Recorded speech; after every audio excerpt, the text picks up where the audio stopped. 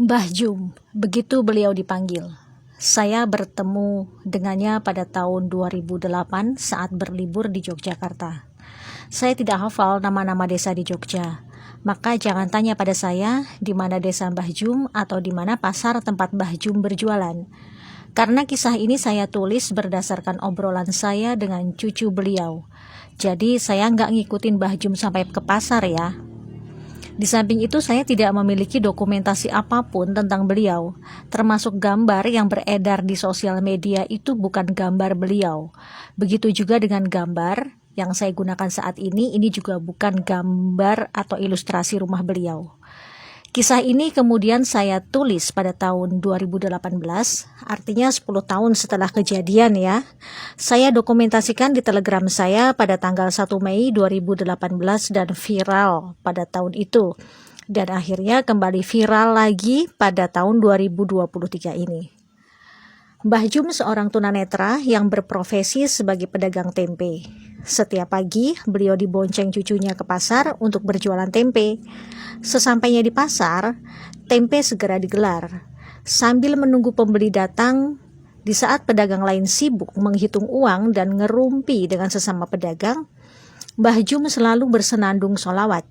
Cucunya meninggalkan Mbah Jum sebentar karena ia juga bekerja sebagai kuli panggul di pasar itu. 2 jam kemudian cucunya datang kembali untuk mengantar si mbahnya pulang ke rumah. Tidak sampai 2 jam dagangan tempe Mbah Jum sudah habis ludes.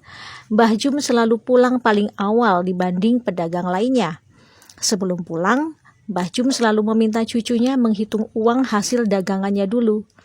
Bila cucunya menyebut angka lebih dari Rp50.000, Mbah Jum selalu minta cucunya mampir ke masjid untuk memasukkan uang lebihnya itu ke kotak amal. Saat saya tanya, kenapa begitu?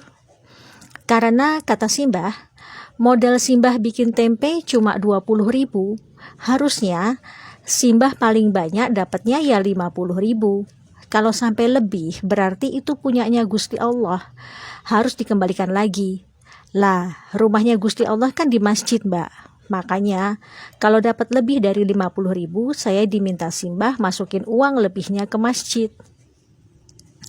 Loh, kalau sampai lebih dari 50.000 itu kan hak Simbah. Kan artinya Simbah saat itu bawa tempe lebih banyak toh? Tanya aku lagi. Enggak, Mbak.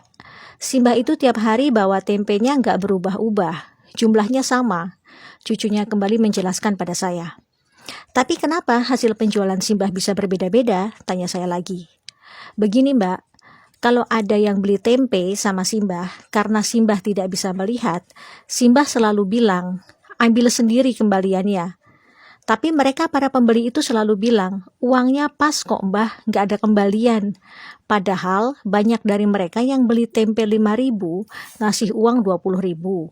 Ada yang beli tempe 10.000, ngasih uang 50.000. Dan mereka semua selalu bilang uangnya pas, nggak ada kembalian.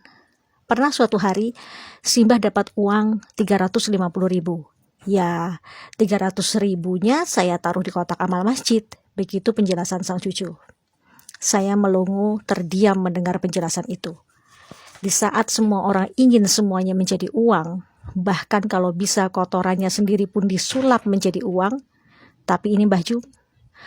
Logika saya yang hidup di era kemodernan jahiliyah ini belum sampai. Sampai rumah pukul 10 pagi, beliau langsung masak untuk makan siang dan malam. Ternyata Mbah Jum juga seorang tukang pijat bayi, begitulah orang di kampung itu menyebutnya. Jadi bila ada anak-anak yang dikeluhkan demam, batuk, pilek, rewel, kejang, diare, muntah-muntah, dan lain-lain, biasanya orang tua mereka akan langsung mengantar ke rumah Mbah Jum. Bahkan bukan hanya untuk pijat bayi dan anak-anak, Mbah Jum juga bisa membantu pemulihan kesehatan bagi orang dewasa yang mengalami keseleo, memar, patah tulang, dan sejenisnya. Mbah Jum tidak pernah memberikan tarif untuk jasanya itu, padahal beliau bersedia diganggu 24 jam bila ada yang butuh pertolongannya. Bahkan bila ada yang memberikan imbalan untuk jasanya itu, ia selalu masukkan lagi 100% ke kotak amal masjid. Iya, 100%. Anda kaget? Sama, saya juga kaget. Ketika saya kembali bertanya, kenapa harus semuanya dimasukkan ke kotak amal? Mbah Jum memberi penjelasan sambil tersenyum. Kula niki sakjane mboten pinter mijet. Nek wonten sing seger waras mergo dipijet kalih kula, niku sanes kula sing damel seger waras, niku kersane Gusti Allah. Lah dadose mbayare mboten kalih kula, tapi kalih Gusti Allah. Beliau bicara dalam bahasa Jawa yang artinya, saya itu sebenarnya nggak pinter mijit. Kalau ada yang sembuh karena saya pijit, itu bukan karena saya, tapi karena Gusti Allah. Jadi bayarnya bukan sama saya, tapi sama Gusti Allah. Lagi-lagi saya terdiam, lurus menatap wajah keriputnya yang bersih. Ternyata manusia yang datang dari peradaban kapitalis akan terkaget-kaget saat dihadapkan oleh peradaban sedekah tingkat tinggi macam ini. Di mana di era kapitalis orang sekarat saja masih bisa dijadikan lahan bisnis. Jangankan bicara gratis, dengan menggunakan kartu BPJS saja sudah membuat beberapa oknum medis sinis. Mbah Jum tinggal bersama 5 orang cucunya. Sebenarnya yang cucu kandung Mbah Jum hanya satu, yaitu yang paling besar usia 20 tahun, laki-laki, yang selalu mengantar dan menemani Mbah Jum berjualan tempe di pasar. 4 orang cucunya yang lain itu adalah anak-anak yatim piatu dari tetangganya yang dulu rumahnya kebakaran. Masing-masing mereka berumur 12 tahun laki-laki, 10 tahun laki-laki, 8 tahun laki-laki, dan 7 tahun perempuan. Dikarenakan kondisinya yang tunanetra sejak lahir, membuat Mbah Jum tidak bisa membaca dan menulis.